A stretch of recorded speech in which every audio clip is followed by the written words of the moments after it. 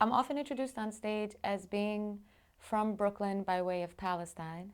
And I guess if place has anything to do with who we are, then those two places are my reference point, and it would explain a lot about, head to toe, who I am.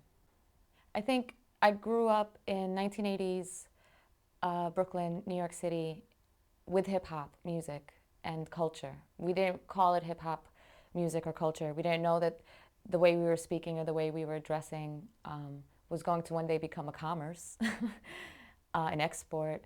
So I grew up with the idea of the MC, of the kind of most demonized, dehumanized American, the poor, black, urban, Puerto Rican, hidden from view lyricist speaking his or her own story to a beat, So you had the nod of the beat, and then you had words which I'd never heard before on the radio, words that we ourselves were using to talk to each other. So I understood that hip hop was a revolutionary force in our lives, the lives of the people in the Bronx and Brooklyn and Queens, whether immigrant or native.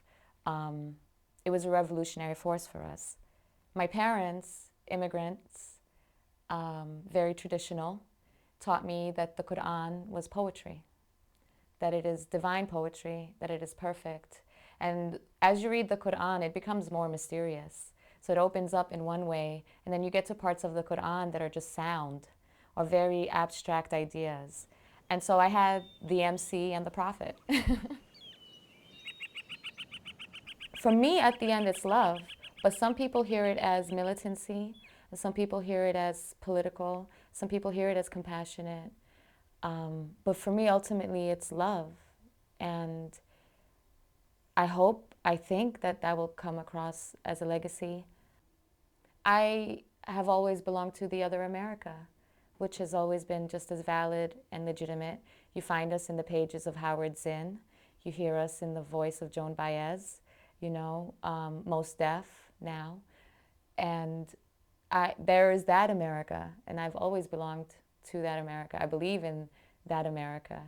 And I represent that America when I go abroad. So when I think about all of the causes around the world, whether it's Palestine or what's happening in South Africa or what's happening in Latin America, I know that it's connected to us, that it's connected to our tax dollars, it's connected to what I write, what I speak.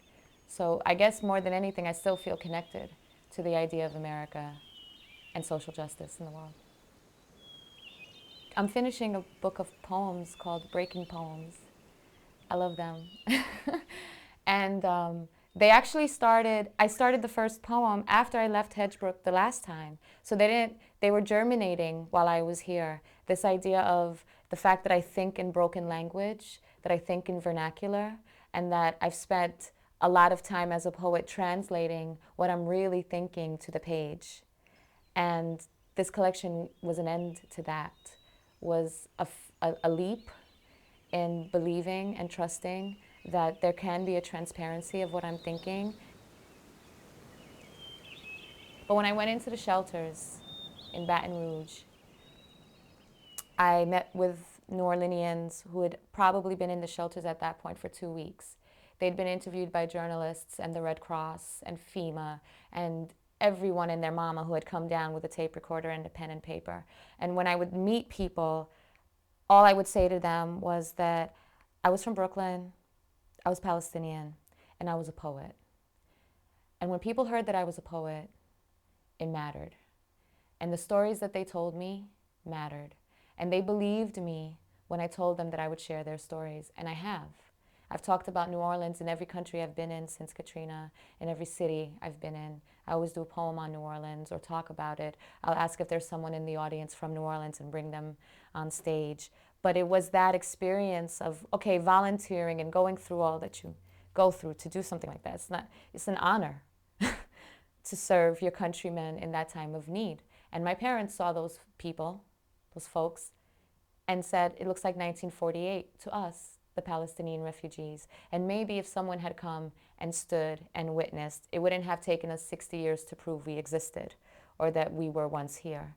And so of all the trips I've ever taken, New Orleans was the only one my parents blessed me on. They were like, go and do that work and witness. I guess I'm gonna be 35 this year.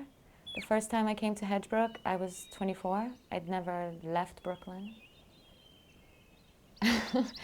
Imagine this place, right? My first moonlight walk, my first time walking outside at night, my first live animals, my first like garden meal. Hedgebrook is in this little corner of America, this place where a woman can come and unpack her mind and let it just drop and see what happens. Where else could you do that?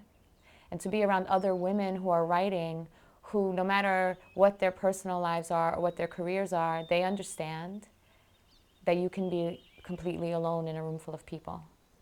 They understand it intimately. So a sisterhood is forged right off the bat, but it's a conscious space, and it's consciously created to nurture a voice in a human being who is a woman.